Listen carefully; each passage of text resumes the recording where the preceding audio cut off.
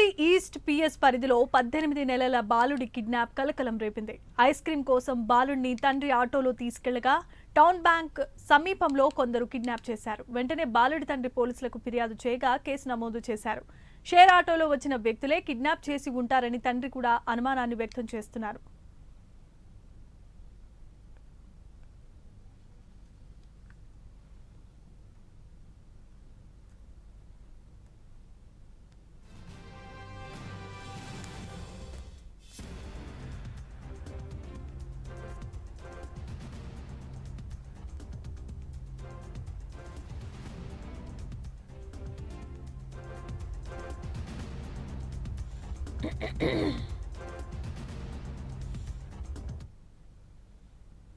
ఇక టౌన్ బ్యాంకులో బాలుడి కిడ్నాప్ కు సంబంధించిన మరిన్ని అప్డేట్స్ పై మా ప్రతినిధి హరిబాబు అందిస్తారు.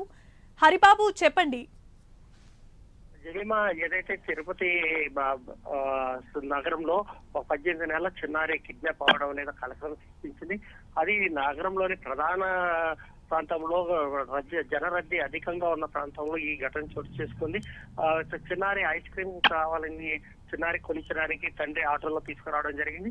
కుమారుని అక్కడ ఆటోలో కూర్చోబెట్టి రోడ్డు దాటుకుని ఐస్ క్రీమ్ తీసుకెళ్లే లోపు చిన్నారిని గుర్తు తెలియని వ్యక్తులు వేరే ఆటోలో తీసుకెళ్లినట్టు తండ్రి అనుమానం వ్యక్తం చేస్తూ పోలీసులకు ఆశ్రయించడం జరిగింది. సీసీ కెమెరాలను పరిశీలించినటువంటి పోలీసులు ఏదైతే బాధితుడు చెప్తున్నాడో ఆటోను గుర్తించి ఆటో నెంబర్ ఆధారంగా గుర్తించేదానికి ప్రయత్నాలు అయితే ముమ్మరం చేశారు.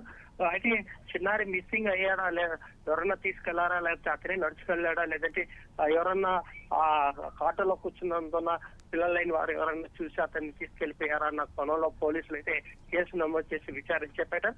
దీనికి సంబంధించి తిరుపతి ఈస్ట్ పోలీసులు ప్రత్యేక బృందాలను 2 బృందాలను ఏర్పాటు చేసి కూడా విచారణ చేపట్టారు. జమీమా అయితే సీసీ కెమెరాస్ పర్యవేక్షణలో ఇంకేమన్నా విషయాలు బయటపడ్డాయా? అంటే ఆటో డ్రైవర్ చిన్నారిని చూస్తూ ఉన్నారా, లేదంటే ఆయన కూడా ఏం పట్టించుకోకుండా బేఖేతారుగా ఉన్నారా?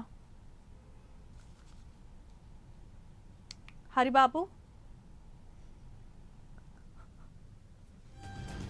Right, thanks for the updates Haribabu.